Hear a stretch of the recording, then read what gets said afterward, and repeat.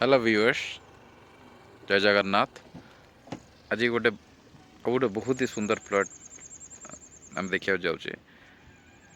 यहाँ हूँ आपणकर तार मेन रोड देखु बहुत सारा कंस्ट्रक्शन हो सारी।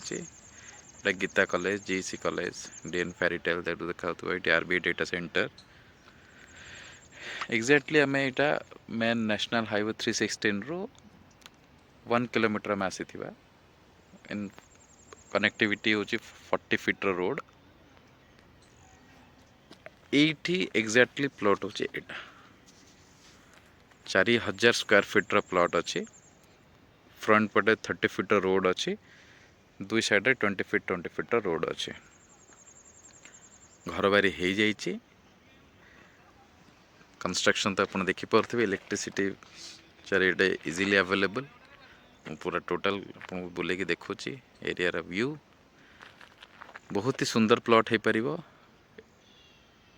इन्वेस्टमेंट भी हम, रेसिडेंशियल भी हम, जेकोसी पर्पज रे भी नहीं पारे। बहुत ही भल सुंदर प्लॉट बनी पार। ଏହି ପ୍ଲଟ୍ ବିଷୟରେ ଅଧିକା ଜାଣିବା ପାଇଁ ଦିଆଯାଇଥିବା ନମ୍ବରରେ କଣ୍ଟାକ୍ଟ କରନ୍ତୁ। ଜୟ ଜଗନ୍ନାଥ।